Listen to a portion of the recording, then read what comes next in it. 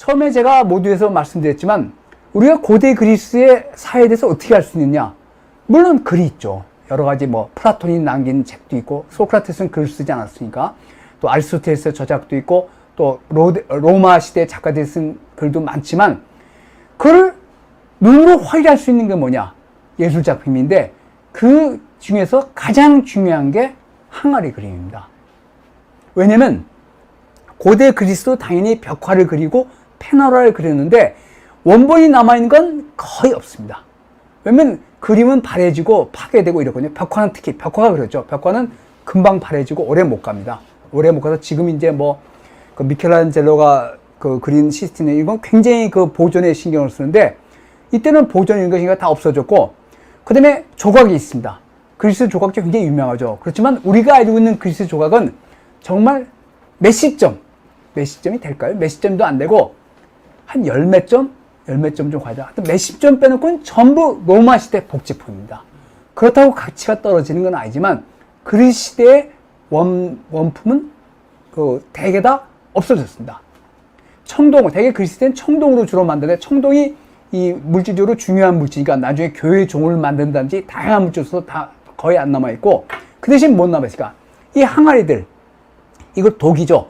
자기는 아니고, 그러니까 그릭 포트리입니다. 이때는 자기는 굉장히 온도가 높아야 돼서 18세기까지인가 19세기까지는 중국 자기가 유럽에서 되게 쓰였습니다. 유럽 사람들이 자기를 못 만들었어요. 근데 이제 이 독일은 만들었습니다. 독일은. 근데 이런 다양한 포도주를 담거나 물을 담거나 화장품을 담거나 술을 마시거나 이런 아주 다양한 도기가 유행인데, 여기에 그리스 사람들이 그림을 그려서 그 그림을 보고 글하고 확인한 다음에 우리가 고대 그리스 사람들이 이렇게 살았구나를 확인해서, 고대 그리스를 확인할 수 있는 가장 중요한 자료는 뭐예요? 항아리 그림입니다. 이게 이제 유럽의 루브르 영국 박물관, 뉴욕도 마찬가지고 이게 엄청 남아있습니다. 왜냐면 항아리 깨져도 나중에 붙여서 복원할 수가 있고, 되게 집에서 썼으니까 그게 또 무덤에서도 부장품으로 많이 발견됐거든요. 그래서 고대 그리스 문명을 알 수 있는 가장 확실한 자료는 항아리 그림입니다.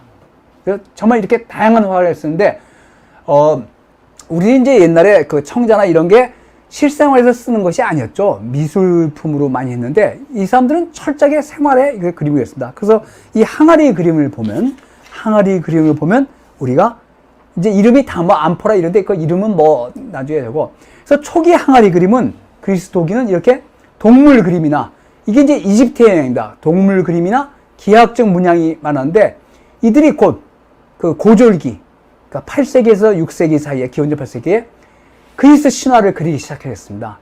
그래서 항아리 그림이 첫 번째는 검은 그림 기법이었습니다. 이게 검은색으로 그림을 그린 거, 밝은 바탕에 검은색으로 그리는데, 이거 뭐냐면 오디세이가 항해를 하다가 바다의 요정 시레네를 보기 위해서, 자기는 이 시레네의 사이렌이죠. 지금 시레네 요정의 저걸 잘못 들으면 바다로 뛰어드니까 자기를 묶어두고 선원들 귀에는 귀를 막아서 그거를 그린 겁니다. 그래서 처음에는 동물 그림이나 기하학적 문양을 많이 그렸는데, 이건 이집트의 영향입니다. 그렇지만 나중에는 곧 그리스 신화, 신들, 그리고 일상생활을 그리기 시작했습니다. 검은 그림 기법이죠.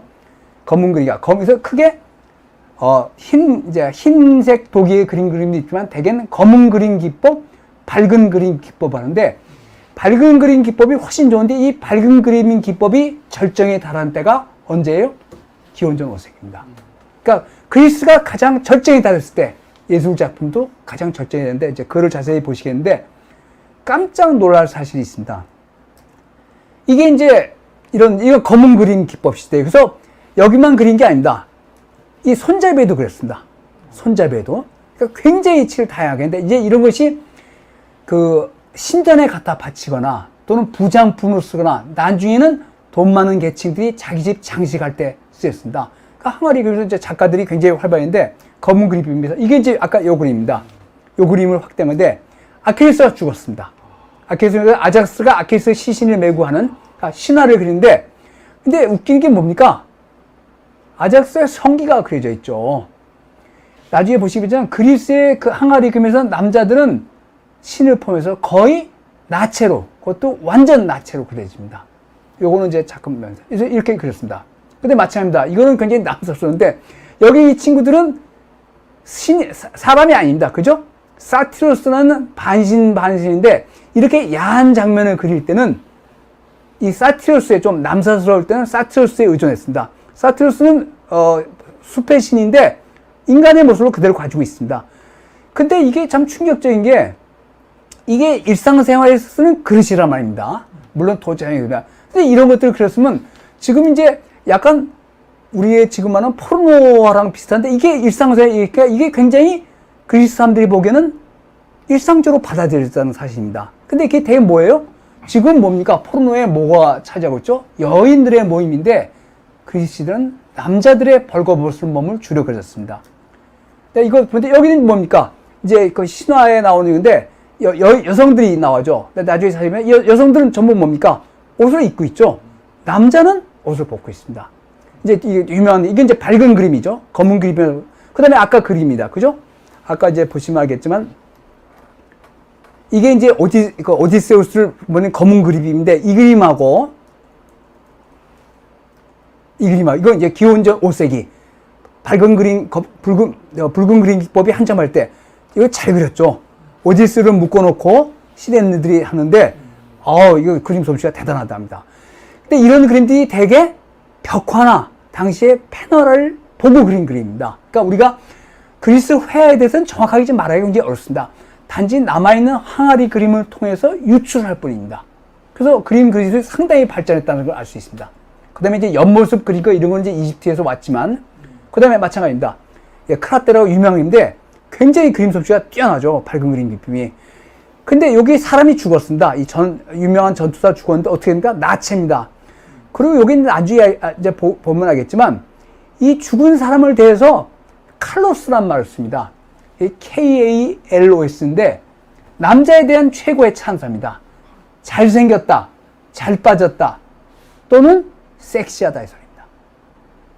요거 다시 말씀드리고, 마찬가지입니다. 이건 남자애들이죠. 근데 남자애들을 성기를 다 그려놨습니다.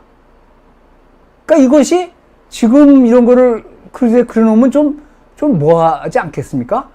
달력에 여성들 옷 벗은 달력은 많이 보지만 그 다음에 이런 할 때 이런 것들이 있습니다. 마찬가지입니다. 이거는 이제 아까 그냥 사티로스란 그림인데 이것도 마찬가지입니다. 이런 상태로 그려놓고 근데 여기서 뭡니까? 여성들은 다 옷을 입고 있어요. 그래서 그리스에서는 여성 누드 그림은 조각이나 누드는 남성 누드에 비해서 한 300년 정도 늦게 나옵니다. 그러니까 여신이나 귀족 부인은 누드를 그려서는 안 된다고 생각했어요. 남자들은 다 몸을 그렸습니다. 더구나 성기를, 더구나 발기한 상태로 다 그려놨습니다. 이제 밝은 그림이죠. 근데 마찬가지입니다. 헤라클레스가 싸우는 관계인데 뒤에 여성들은 다 옷을 입고 있고 헤라클레스 싸우는 안티오스는 옷을 벗고 있습니다. 그래서 그래서 이제 여기까지 항아리 그림에서 중요한 것이 검은 그림 기법, 밝은 그림법인데 처음에는 신화를 많이 그리다가 또는 신을 많이 그리다가 거기다 일상생활을 그리기 시작하는데 또는 자기들이 술 먹고 노는 장면 뭐 여러 가지 그리는데 그런 것이 제일 눈에 띄는 점이 지면 다른 것이 남자들은 거의 예외 없이 누드를 보여주고 있답니다. 그것도 완전 누드로. 그러니까 이거는 상당히 충격적이죠. 더구나 이제 좀 남사스러울 때는 즉 남성의 성기를 발기한 상태로 그릴 때는 사티로스라는 반신반수에 의지해서 그렸지만 지금 우리가 20세기에도 이런 거 보여주면 야 저거 뭐냐 이런 식으로죠.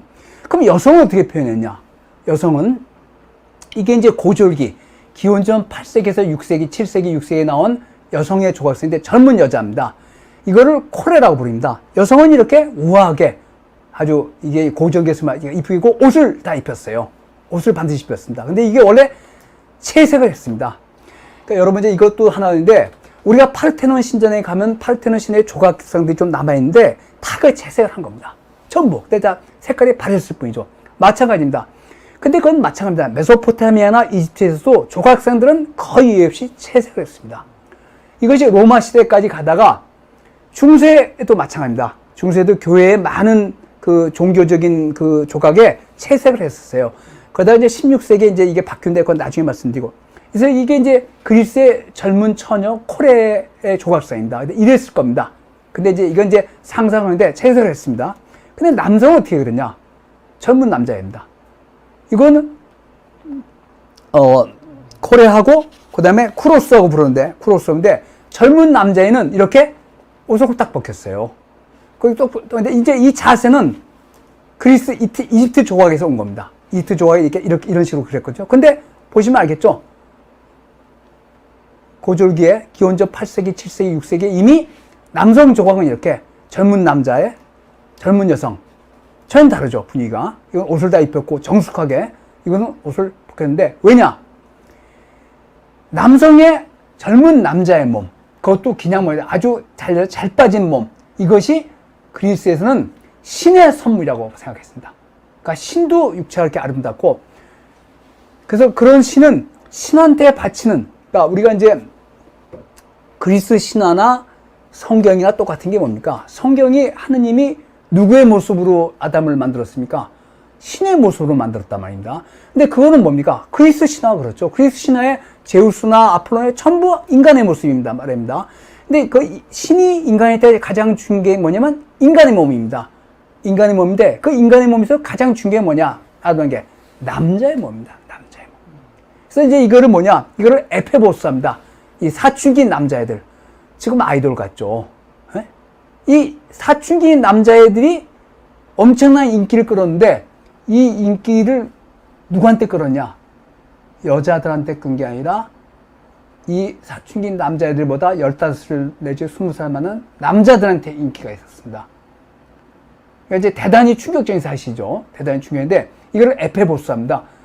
이거 정말 대단히 신뢰되는 말인지 모르지만 아이돌, 요새 시대 뭐 아이돌이죠. 근데 그 아이돌에 대해서 환호하는 대상이 여성들이 아니라 성인 남자들이었습니다.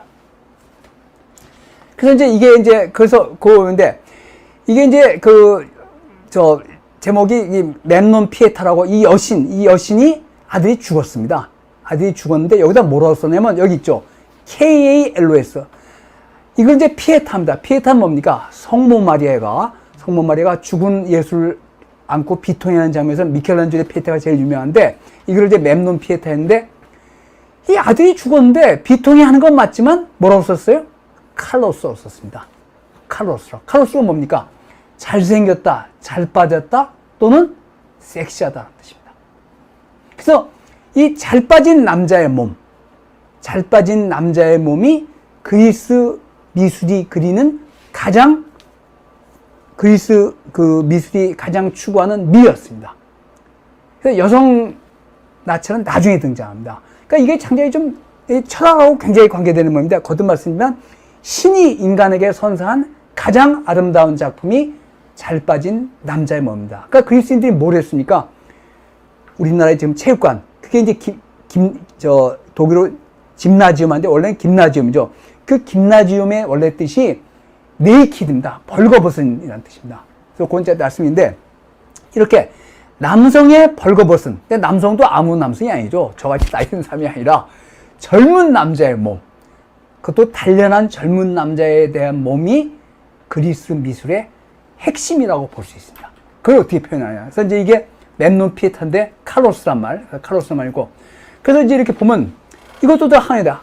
그리스에서는 거의 많은 그 운동 경기를 스파르타에서는 여성들이 운동 경기를 했다는데 그때는 여성들은 옷을 입었다고 하는데 그리스에서는 아테네를 비롯한 거의 모든 운동 경기, 달리기, 레슬링 이런 건 전부 옷을 벗고 뛰었습니다. 좀 충격적인 사실이죠. 옷을 벗고 뛰었어요. 특히 레슬링 같은 것도 다 옷을 벗고 했습니다. 그래서 이제 보시면 알겠지만 마치 원반 던지는 사나이, 이것도 그냥 옷을 아니라 원반을 던질 때 이렇게 올림픽 할 때 옷을 벗고 나치했습니다. 굉장히 유명한 조각이죠. 이것도 이제 원본이 아니라 목적본인데 마찬가지입니다. 대개 이런 것이 그리스 때 만든 청동 원제품을 로마 시대에 복제한 것들입니다. 하지만 대단히 빼는데 뭡니까? 몸이 정말 지금 체력 단련장에서 미스터 코리아 나가는 다 그런 몸들이죠. 이렇게 젊은 남자의 몸. 마찬가지죠. 그리고 다 성기를 표현하고, 이건 청동상입니다. 이건 리아체 청동, 이건 이제 원품입니다. 저 바닷가에서 발견된데, 전부 옷을 입는데 얼굴에 관계없이 몸들이 다 뭐예요? 다 아주 잘 빠졌죠. 마찬가지죠. 대단히 근력적인 남자의 몸이고, 이거는 이제 좀 너무 좀 야하죠. 이건 사람이 아닙니다. 아까 말한 사티로스입니다. 이 발톱 보십시오. 그러니까 이런 거 좀 야한 것은 사티로스를 표현해서 만들었고, 그 다음에 이제 여기 보면, 근데 이게 이제 유명한 신전에 있는 건데, 원래 아까 말씀드린 채색을 했는데, 여기 보면 전사가 이제 여기 죽어가고 있는데 말이죠. 전사의 몸도 나체로 했습니다. 물론, 그리스인들은 전쟁할 때는 나체로 하지 않았습니다. 그러니까 운동 경기를 할 때, 체력 단련할 때는 완전히 나체로 했는데, 남자들이 전쟁할 때는 옷을 입었지만 이런 것을 영웅적인 나신상합니다. 즉 신이나 영웅처럼 훌륭한 남자는 나체로 표현을 했습니다. 그러니까 운동 경기는 당연하고, 이렇게 전사에서 나중에 이제 나중에 보시면 알렉산더 석관이라고 유명한 석관이 있는데, 거기에 그리스인들하고 페르시아인들을 같이 그렸는데, 페르시아인들은 다 옷을 입고 있고 군인은, 그리스 군인들은 다 옷을 벗겨놨어요. 그러니까 메소포타미아 같은 데서는 옷을 벗고 있으면 그거는 모멸을 주는 덕인데, 그리스는 그렇지 않습니다. 젊은 남자의 몸을 표현하려고 굉장히 노력을 했습니다. 그것이 왜냐? 신이 인간에게 주는 최고의 선물이라고 생각했던 거죠. 근데 마찬가지입니다. 이건 이제 와인 잔인 건데 굉장히 남사스럽죠. 이 사티로스가 여신을 겁탈하려고 그러는 겁니다. 그러면 요새 같은 그림이 어떻습니까? 남자는 옷을 입고 있고 여자는 옷을 벗고 있어야 되는데 거꾸로죠. 그러니까 좀 너무 남사스러우니까 사람으로 표현하고 이렇게 했는데, 이런 그림이 일상적으로 쓰는 항아리 그림에 있었단 말입니다. 마찬가지입니다. 사티로스가 여신으로 이렇게 좀 남사스러울 때는 이렇게 이런 그림을 해서, 그래서 이게 그 크니도스의 아프로디테라고 기원전 4세기에 나왔습니다. 프락시테레스라는 유명한 조각가인데, 이 사람이 실물 크기, 이게 2m가 좀 넘습니다. 실물 크기의 여성 조각상은, 누드 조각상은 기원전 4세기 중반에 나옵니다. 근데 이미 남성 누드는 그보다 300년 먼저 나왔거든요. 그래서 우리가 서양 미술사에서 16세기까지는, 르네상스 시대까지는 남성 누드가 여성 누드보다 훨씬 더 많습니다. 이거는 정말 분명한 사실입니다. 훨씬 더 많습니다. 그래서 이제 이 크니도스의 아프로디테가 왜 유명하냐?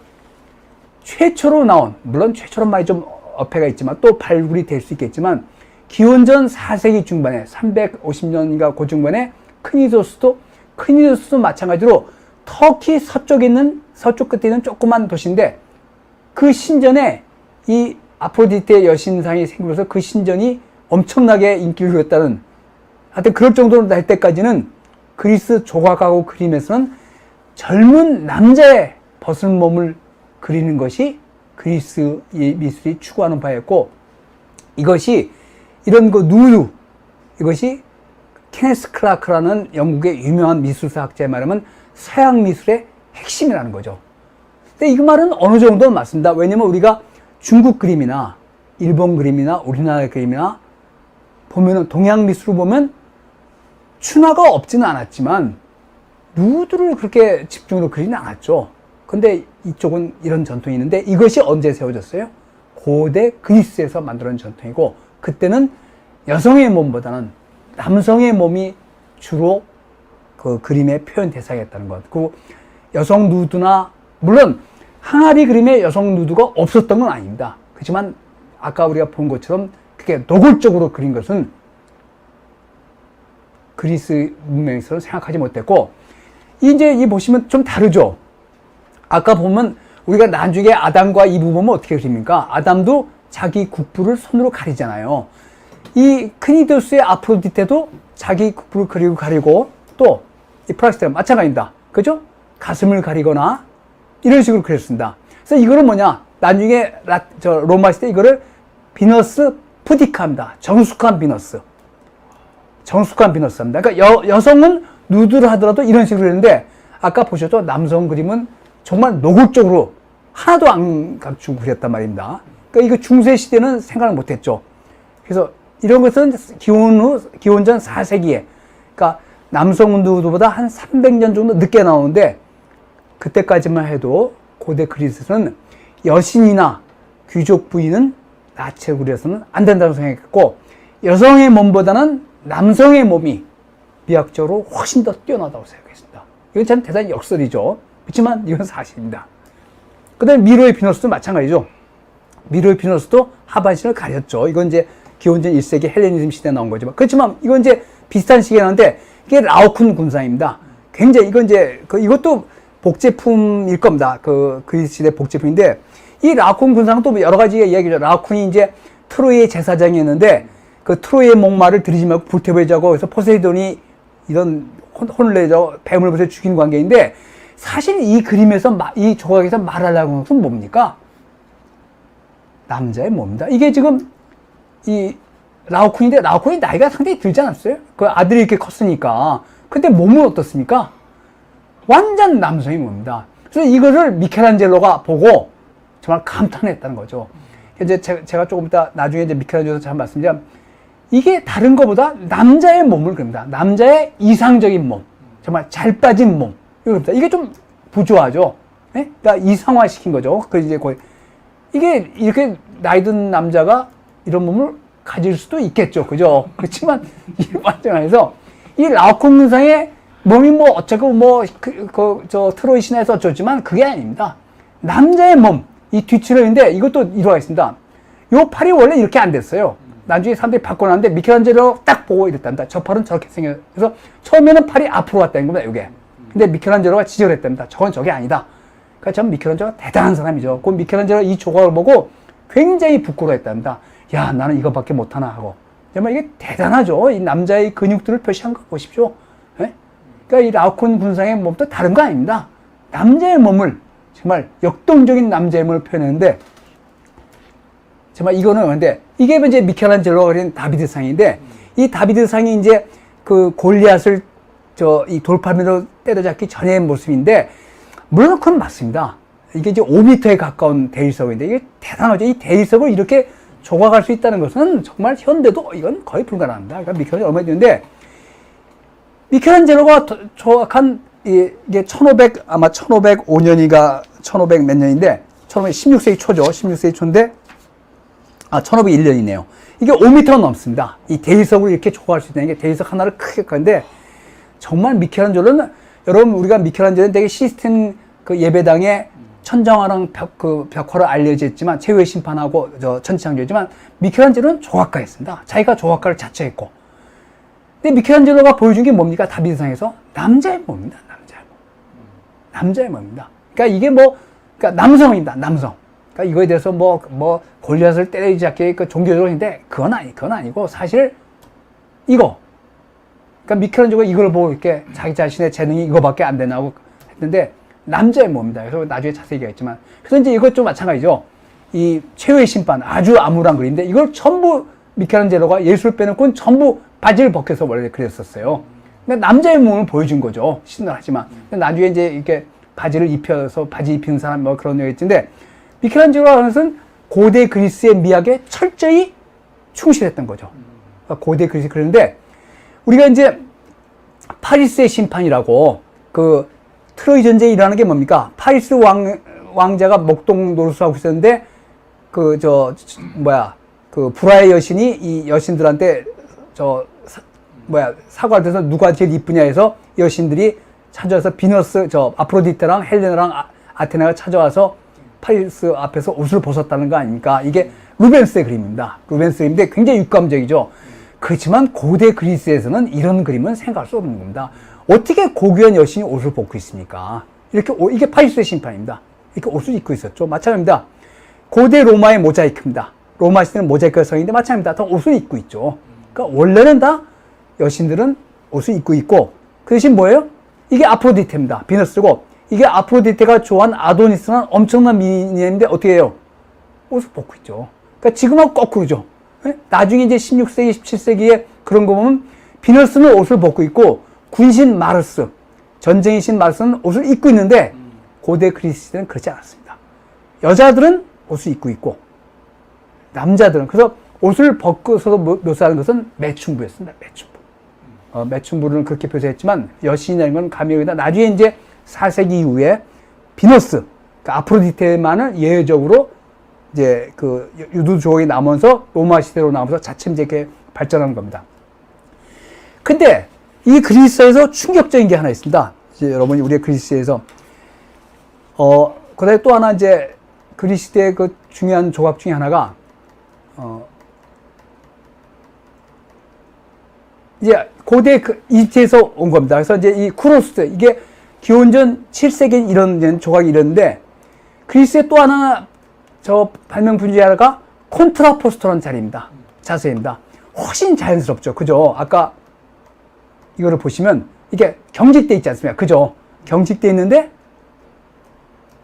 콘트라포스토라는 자세를 봐서 한쪽으로 이렇게 굉장히 편하면 이게 이제 고대 그리스 조각이 발명한 아주 혁신적인 그 조각에서 사람들의 조각은 다 이렇게 돼요. 이렇게 편한 자세로 콘트라포스토입니다. 다 이게 이제 고대 그리스에서 발명된 조각들입니다. 그래서 아까 우리가 마찬가지죠. 아프로디테도 마찬가지고 다 이렇게 서 있을 때는 콘트라포스토 자세로 이렇게 서 있습니다. 그죠? 그 다음에 다비드도 마찬가지죠. 다비드는. 그래서 이게 굉장히 중요한 발표인데 지금까지 보신 거에서 젊은 남자의 잘 빠진 몸, 그러니까 칼로스, 잘생겼다 잘 빠진 몸, 섹시한 몸이 예술의 대상이었는데 충격적으로 그리스 사회는 소년의 그걸 페데라스테 합니다. 그러니까 동성애랑 좀 다른데 그래서 이제 우리가 이제 지금의 이제 해서 우리가 이제 양성애, 동성애, 이성애 이런 말하는데 이런 개념이 없었다. 이건 다 현대적인 개념이고 고대 그리스는 그런 개념이 없었고 고대 그리스에서는 대부분 남자들, 그러니까 자유시민, 그러니까 아테네 시민이 아테네 인구 한 4, 50만 됐다는데 자유민 성인이 한 4만 됐다는 겁니다. 그 성인들은 대개 양성애자였습니다. 양성애. 그러니까 아까 그 에페보스라고 보셨죠? 사춘기 젊은 애들을 어떻게 교육시키냐? 사춘기는 뭡니까? 사춘기의 제일 큰 고민이 뭡니까? 남자들한테 성 문제죠. 그죠? 그거는 여성들은 있겠지만 우선 남성들이 그 성 문제가 제일 심각하지 않습니까? 근데 그리스 철학자들이 볼 때 젊은 남자애가 잘못 교육해서 여성들하고 관계를 하면 그리스의 그 40만 중에 그 자유시민, 그러니까 소위 엘리트를 이끌고 있는 자유시민이 잘못된 애를 낳고 출산하면 사회가 크게 위협에 빠진단 말입니다. 그리고 이제 그 전에 그리스가 시족사회일 때부터 일종의 통과 의례일 때 젊은 남자애들이 사회를 벗어나서 그 나이 든 남자한테 가서 배우고 오는 그런 게 있었대요. 그 일종의 통과 의례인데 그래서 젊은 남자들, 사춘기 12세에서 20세까지 젊은 남자를 누가 가르쳤냐? 그보다 한 세대, 15살 내지 20살 많은 나이 든 남자가 가르쳤습니다. 이게 멘토랑 멘티입니다. 이게 이제 그리스 용어인데 그건 빼고 멘토랑 멘티인데 젊은 남자, 청소년을 남자를 구분하는 그 요소가 크게 딱 하나입니다. 턱수염입니다. 얘는 턱수염이 없죠. 턱수염입니다. 그래서 이 멘토가 한 15살 내지 20살 또는 더 나이 차이도 있지만 20살 나는 멘토가 멘티를 가르쳤습니다. 가르쳤는데 사회에 대해서 가르치고 세상에 대해서 가르쳤는데 성교육도 했습니다. 그래서 이제 이게 이제 그 항아리 그림에 다 들어갔는데 이게 항아리 그림이니까 보십시오. 이게 항아리 그림이에요. 이게 어디 감춰놓고 보는 항아리 그림이 아니라 그래서 이건 뭐냐? 이 멘토가 이 젊은 남자한테 선물을 줬어요. 우리 요새 그렇지 않습니까? 돈 많은 남자가 아름다운 여성을 유혹할 때 뭘 줍니까? 선물을 명품 가방을 남기나요? 마찬가지입니다. 선물 주고 여기다 마찬가지죠. 키스라는 장면. 근데 여기 보시면 뭡니까? 턱수염이 있고 턱수염이 없죠. 그죠? 그래서 이게 이제 이걸 페데라스테인데 이건 동성애랑 좀 다릅니다. 근데 거듭 말씀드리지만 동성애, 양성애 이런 개념은 현대적인 개념입니다. 그래서 이 그리스에서는 성관계를 남성, 여성을 따지지 않고 능동적인 역할을 하는 사람은 수동적인 역할을 하는 사람하고 구분했습니다. 그래서 이건 좀 상당히 복잡한 건데 하여튼 그래서 이 페데라스티, 그러니까 나이 든 남자가 젊은 남자애를, 청소년을 교육시키는 거, 성교육까지 포함해서 그것이 사회적이고 교육적인 제도였습니다. 제도. 이건 좀 충격적인 사실이죠. 그래서 이제 구체적인 성관계가 있었다 없었다는 논란의 여지가 있습니다. 논란의 여지가 있지만 있었겠죠. 당연히 있었겠죠. 그래서 이제 이것을 학자들이 이제 발굴하면서 보니까 정말 의아하지 않습니까? 그래서 이것이 1960년대까지는 제대로 서양학자도 이야기를 못했어요. 그러니까 케네스 클라크 같은 사람도 누드가 서양 미술의 핵심이라지만 그리스 사회가 이런 것에 기초해 있다는 것을 이야기 못했습니다. 물론 멘토와 멘티의 관계에서 성관계가 핵심은 아닙니다. 그렇지만 이런 교육 과정을 거쳐서 이 멘티가 턱수염이 자라서 성인이 되면 그때 비로소 그러니까 그리스 남자들, 자유시민들은 대개 30살에 10대 초반의 여자랑 결혼했습니다. 그럼 여성은 뭐냐? 여성은 시민권이 없었고 지적으로 철저히 열등하다고 느껴졌습니다. 그러니까 사회에서 여성하고 노예는 어린애, 턱수염이 없는 남자 어린애, 여성, 노예는 시민사회에서 배제되었습니다. 그것도 굉장히 묘한 제도인데 이게 이제 굉장히 충격적이냐 아니냐는 우리도 마찬가지입니다. 우리도 조선시대 어떻게 했습니까? 축첩을 허용하지 않았습니까?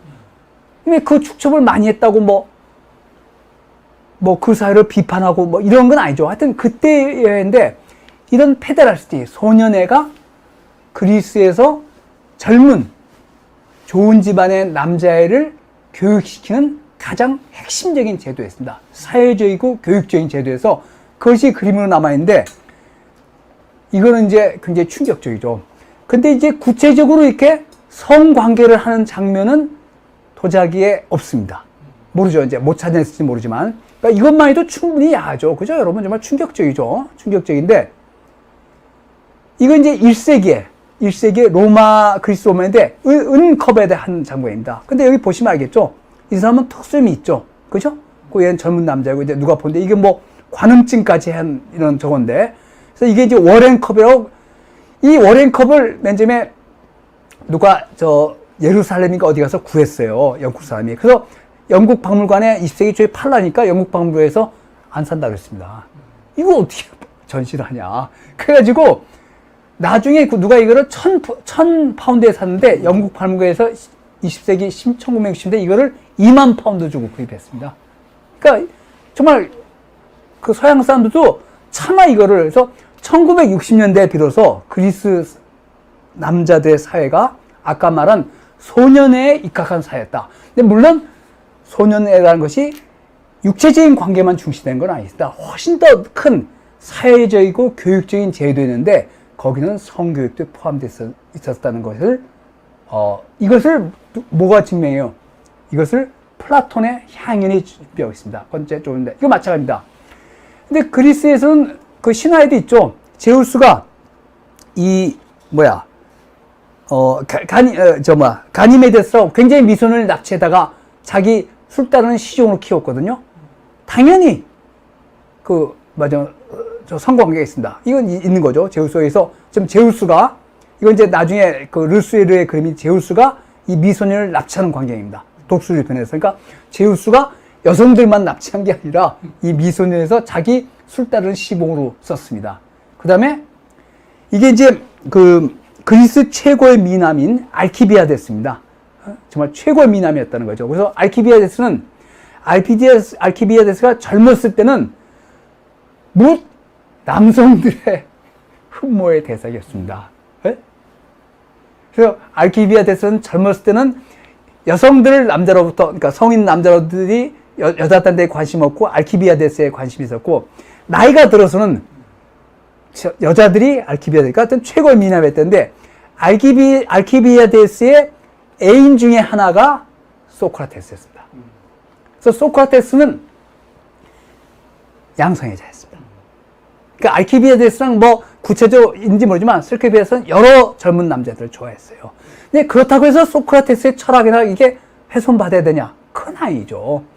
알렉산더 대왕도 마찬가지입니다. 알렉산더 대왕도 결혼했죠. 왕비가 있었지만 헤파이스티온이라는 옆에 있지만 알렉산더 헤파이스티온에 나오는 친구가 있었습니다. 근데 이거는 동성애입니다. 이건 소년애가 아니라 거의 나이가 비슷하고 둘 다 결혼해요. 수사에서 자기들이 정복한 페르시아 제국의 여자랑 결혼했습니다. 그렇지만 뭐예요? 둘이서 성관계를 했습니다. 그러니까 양성애자였죠. 근데 그것이 알렉산더 대왕의 평판에 흠집이냐? 그건 그건 아니죠. 그 우리 기준으로 판단하면 안 되죠. 우리 기준으로만. 근데 자관 고대 그리스 사회는 동성애는 좀 이 사람들 별로 좋아하지 않았습니다. 그렇지만 유행했겠죠. 그렇지만 소년회 그것이 일종의 사회적이고 교육적인 제도였고 그것을 우리가 어디서 확인할 수 있느냐? 플라톤의 향연이나 이런 데서 확인할 수 있지만 특히 항아리 그림에서 아주 노골적으로 확인할 수 있고 적어도 이런 전통이 16세기 르네상스까지 갑니다. 고대 로마도 마찬가지입니다. 하드리아누스라는 유명한 황제가 있습니다. 정말 로마적의 태평시대를 이끈 황제 중에 5현제 중에 하나인데 하드리아누스가 애인이 있었어요. 젊은 남자. 그래서 그 애가 죽었을 때 이집트에서 나이가 빠져서 잘못해서 익사했는데 그 하드리아누스가 그 애가 죽은 다음에 그 애를 신으로 만들어 놨습니다. 그 하드리아누스가 자기 부인하고 굉장히 관계가 안 좋았어요. 당연하죠. 그 젊은 남자를 좋아하니까. 근데 이런 것이 그 서양의 중요한 전통으로 잡아야 되는데 그래서 마찬가지입니다. 여러분 이게 파리의 에투아르에 가면 개선문에 있는 그 유명한 라마르세는 그 저건데 조각이죠. 개선문에 가면 보시는데 이게 그리스 장군입니다. 그리스 군인인데 옆에 뭡니까? 에페보스가 있죠. 에페보스 아까 그 젊은 남자 젊은 남자를 이렇게 딱 그려놨습니다. 그러니까 개선문에 파리의 에투아르 광장에 있는 그 파리의 개선문에도 이걸 표현하는 거죠. 그러니까 이걸 모르는 사람들은 제가 왜 저기 있을까 하는데 이게 그 그리스의 군인이고 그리스 군인이 멘토고 자기가 멘티로 삼는 에페보스를 전쟁에 데려간 겁니다. 근데 아까도 말씀드렸지만 그리스인들은 운동 경기를 할 때는 나체로 했지만 전쟁은 나체로 하지 않았습니다. 그렇지만 뭐예요? 영웅적 나체상. 그래서 나중에 이제 그 그림 보실 텐데 그래서 오늘 이제 말씀드린 것이 그리스 사회에 대해서 말씀드렸는데 그리스는 항아리 그림이 예술사에 제일 중요하다. 그 그리스 사회를 볼 때 여러 가지 장면 중에 뭐 다른 것들은 좀 아시겠지만 제일 우리가 볼 때 충격적인 게 소년회를 굉장히 중요시하다. 물론 그 소년회가 모든 계층에 번졌냐? 아닙니다.